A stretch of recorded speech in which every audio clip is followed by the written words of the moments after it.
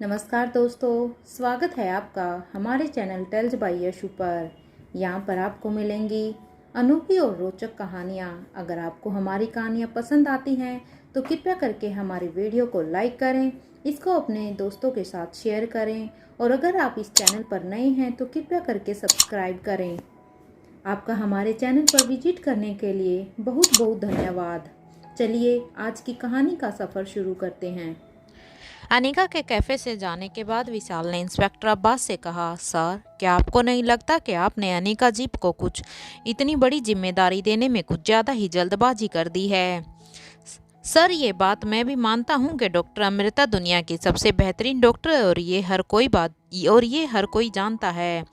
लेकिन अभी अनिका ने खुद ही बताया है कि उन्हें अपने पास्ट के बारे में कुछ भी याद नहीं है। ऐसे में मुझे नहीं लगता कि अनिका हमारी कुछ खास मदद कर सकती है।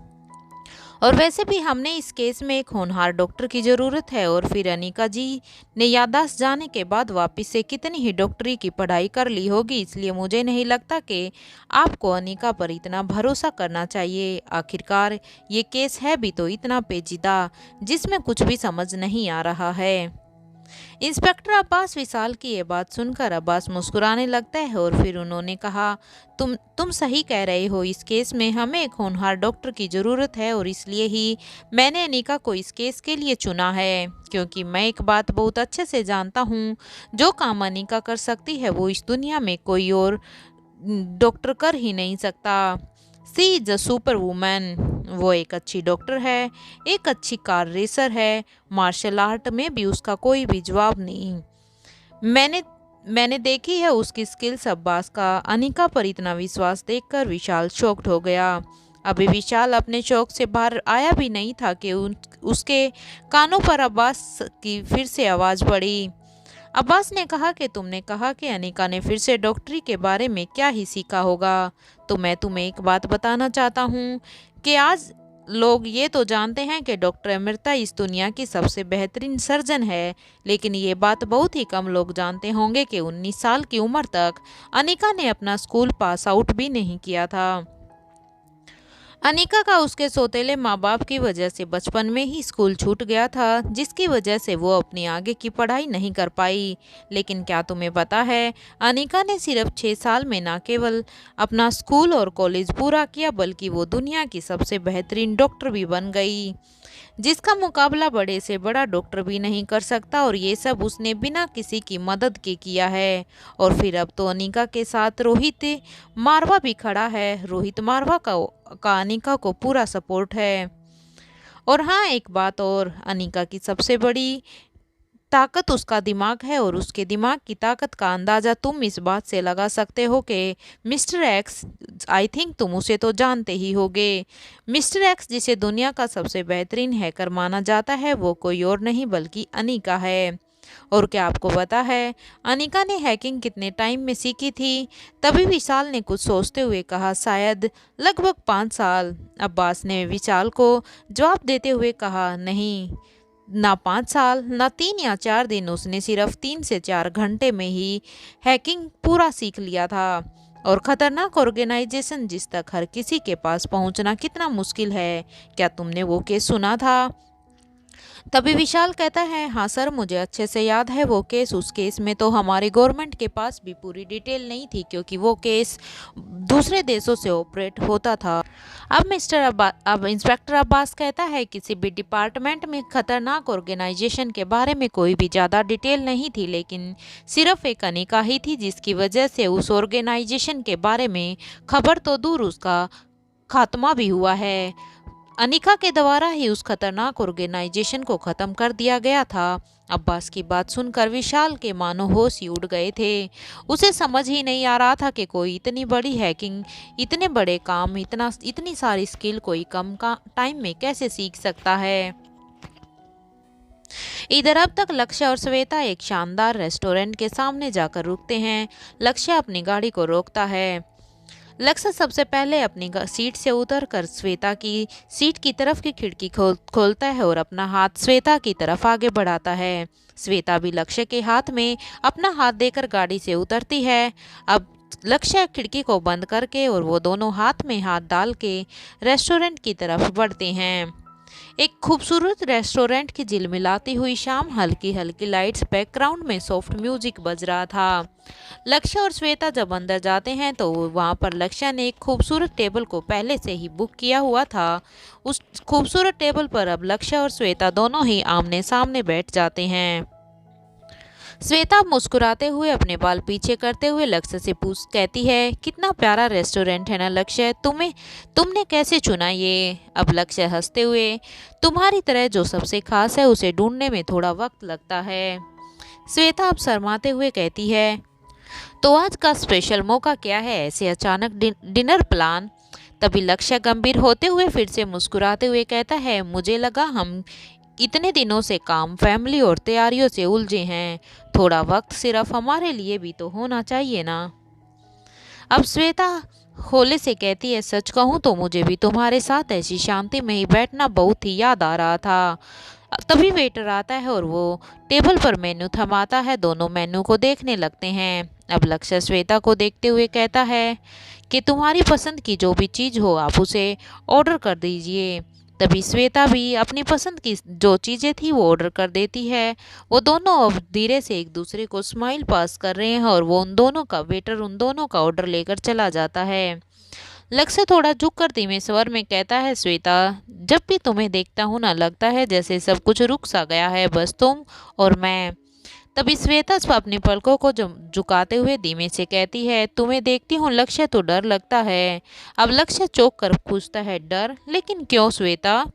श्वेता धीरे से मुस्कुराकर कहती है, कहीं ये सब एक सपना तो नहीं जो अचानक कहीं टूट ना जाए, क्योंकि मुझे अपनी किस्मत पर ज़्यादा भरोसा नहीं हो रहा कि मैं इतनी लक्की भी हो सकती हूँ।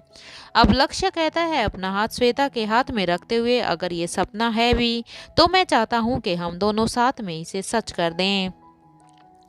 लक्ष्य और श्वेता कुछ पल एक दूसरे की आंखों में खोए रहते हैं। पीछे की तरफ बैकग्राउंड म्यूजिक थोड़ा सा तेज हो जाता है। तभी वेटर खाना लेकर आ जाता है। दोनों मुस्कुराकर खाने की तरफ ध्यान देते हैं। लक्ष्य खाना खाते हुए कहता है, श्वेता एक बात पूछूं? श्वेता भी अब धीरे से कहती है, हमेशा। अब लक्ष्य साथ संजीदगी से कहता है, तुम्हें मेरे साथ पूरी जिंदगी बिताने का भरोसा तो है ना? अब श्वेता बिना झिझके हुए कहती है, मुझे तुम पर भरोसा है लक्ष्य, और हमेशा प्यार भी। अब लक्ष्य अपनी जेब से एक छोटा सा डिब्बा निकालता है जिसमें एक प्यारी सी अंगूठी होती है। लक्ष्य अपने घुटनों के पल बैठते हुए, तो फिर मिस श्वेता क्या तुम मेरी लाइफ की सबसे प्यारी कहानी बनोगी? श्वेता की आंखों में आंसू थे और साथ में मुस्कान भी। अब श्वेता कहती है, हाँ लक्ष्य, हमेशा के लिए। रेस्टोरेंट में पीछे से तालियां बजती हैं। दोनों एक दूसरे को गले लगा लेते हैं। धीरे धीरे अब तक दोनों अपना डिनर खत्म कर चुके थे। दोनों रेस्टोरेंट के बाहर निकलते हैं। अब श्वेता कहती है, लक्ष्य कुछ टाइम और ऐसे ही वॉक करते हैं, मुझे अच्छा लग रहा है। लक्ष्य भी कहीं ना कहीं यही चाहता था। जब तक लक्ष्य कुछ कहता उससे पहले ही श्वेता ने अपने मन की बात बोल दी थी। लक्ष्य भी कहता है, ठीक है। ठंडी हवा चल रही थी। रास्ते के किनारे स्ट्रीट लाइट की पीली रोशनी बिखरी थी। श्वेता अपने दुपट्टे को ठीक करते हुए, अरे कितनी ठंडी हवा चल रही है, मैं जैकेट तो लेकर ही नहीं आई। अब लक्ष्य हंसते हुए अपना कोट उतारता है और श्वेता के कंधों पर रखते हुए कहता है, अब मेरी जिम्मेदारी है तुम्हें ठंड से बचाना। लक्ष्य को ऐसे करते हुए देखकर श्वेता हल्के से मुस्कुराती है और कहती है, तो फिर ये पूरी जिंदगी बचाओगे ना? लक्ष्य अब शरारत से अपनी आंखें चमकाते हुए कहता है, जी नहीं श्वेता जी, पूरी जिंदगी तो तुम्हें तंग भी करूंगा, हंसाऊंगा भी और प्यार भी करूंगा। दोनों ऐसे ही हंसते खेलते हुए साथ साथ सड़क किनारे चलते हैं। आसमान में चांद हल्के बादलों के बीच झांक रहा है। श्वेता आकाश की तरफ देखते हुए कहती है, देखो न लक्ष्य, चांद भी आज कितना खूबसूरत लग रहा है। श्वेता की बात सुनकर लक्ष्य धीरे से कहता है, लेकिन फिर भी तुमसे कम ही है। श्वेता अब शर्मा कर मुंह अपना दूसरी तरफ फेर लेती है और कहती है, बस भी करो लक्ष्य, कोई सुन लेगा, कुछ ज्यादा ही रोमांटिक हो रहे हो अब आप। अब लक्ष्य हंसते हुए कहता है और धीरे से उसके कान में फुसफुसाते हुए कहता है, सुन ले तो क्या, मैं तो पूरी दुनिया को बताना चाहता हूँ कि मैं कितना खुशकिस्मत हूँ कि मुझे आप जैसी लाइफ पार्टनर मिल रही है। अचानक श्वेता ठिठक कर रुक जाती है। अब श्वेता थोड़ी सी शरारती मुस्कान के साथ कहती है, तो फिर एक गाना गाकर दिखाओ मेरे लिए। लक्ष्य चौंक कर कहता है, क्या? नहीं नहीं, मुझे गाना गाना नहीं आता। श्वेता मजाक उड़ाते हुए डर गए। तभी लक्ष्य चुनौती स्वीकार करते हुए हल्की आवाज में गुनगुनाते हुए, तेरे हाथों में मेरा हाथ हो, सारी जन्नतें मेरे साथ हों। श्वेता की आंखों में चमक आ जाती है, वो ताली बजाती है और हंसती है। श्वेता अब हंसते हुए कहती है, बेसुरा तो हो लेकिन मेरे हो। दोनों फिर से चलने लगते हैं। लक्ष्य हल्के से गंभीर होते हुए कहता है, श्वेता वादा करो, चाहे कुछ भी हो हम हमेशा एक दूसरे से ऐसे ही हंसते खेलते रहेंगे। हम अपने रिश्ते के बीच में कभी भी चुप्पी नहीं लेकर आएंगे। श्वेता रुक कर उसकी आंखों में देखते हुए कहती है, लक्ष्य मैं वादा करती हूँ, जब भी कुछ गलत लगेगा कहूँगी, जब भी खुशी होगी आपके साथ बांटूंगी, और जब भी उदासी आएगी आपके कंधे पर सिर रख कर रो लूंगी। लक्ष्य श्वेता का हाथ थाम लेता है। दोनों बिना कुछ कहे ही ऐसे ही चलते रहते हैं। फिर दिल की बातें आंखों में होने लग जाती हैं। दोनों वॉक करते करते एक छोटे से पार्क के पास पहुंचते हैं। हवा में हल्की ठंडक है, आसमान बादलों से ढकने लगता है। अचानक तभी हल्की हल्की बूंदाबांदी शुरू हो जाती है। अब श्वेता हंसते हुए अपने दोनों हाथ फैलाते हुए कहती है, लक्ष्य बारिश कितनी प्यारी लग रही है ना। अब लक्ष्य मुस्कुराते हुए कहता है, तुम्हें बारिश पसंद है ना, इसलिए भगवान ने भी हमारी बातें सुन ली। श्वेता बूंदों में नाचने लगती है जैसे एक छोटी बच्ची नाच रही हो। लक्ष्य उसे सिर्फ प्यार से देख रहा था। श्वेता अब ठिठुरती हुई कहती है, अब क्या करेंगे, अब तो पूरे भीग जाएंगे। अब लक्ष्य हंसते हुए उसका हाथ पकड़कर कहता है, चलो मेरे साथ जल्दी। लक्ष्य श्वेता का हाथ पकड़कर उसे पार्क के कोने में बने एक छोटे से लकड़ी की सीढ़ी के नीचे ले आता है। वहाँ सब सजा हुआ है, फेरी लाइट्स, गुलाब की पंखुड़ियाँ बिखरी हुई और एक छोटा सा केक और एक गिटार रखा हुआ है। श्वेता चौंकते हुए हैरान हो जाती है और कहती है, ये सब? लक्ष्य एक शरारती मुस्कान के साथ कहता है, बस एक छोटा सा सरप्राइज सिर्फ आपके लिए, क्योंकि आपकी मुस्कान मेरे लिए सबसे कीमती है। श्वेता की आंखें लक्ष्य की ये बातें सुनकर भीग जाती है, क्योंकि ये खुशी के आंसू होते हैं। लक्ष्य गिटार उठाते हुए थोड़ा सा बेसुरा लेकिन दिल से गाते हुए कहता है, तुम साथ हो ना हो क्या फ़र्क है, जिंदगी में तुम्हारा एहसास है।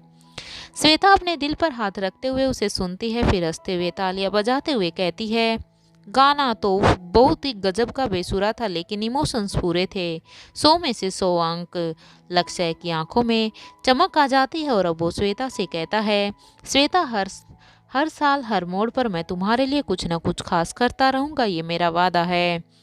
बारिश अब भी हल्की हल्की गिर रही है। फेरी लाइट्स की रोशनी में दोनों का चेहरा चमक रहा था। लक्ष्य अचानक श्वेता को खींचकर उसे गले लगा लेता है। श्वेता भी कहीं ना कहीं लक्ष्य की बाहों में सिमट जाती है। बारिश की हल्की बूंदों के बीच श्वेता और लक्ष्य गले लगे हुए थे। अचानक लक्ष्य धीरे से पीछे हटता है और अपनी जैकेट की जेब से एक छोटा सा रैप किया हुआ गिफ्ट निकालता है।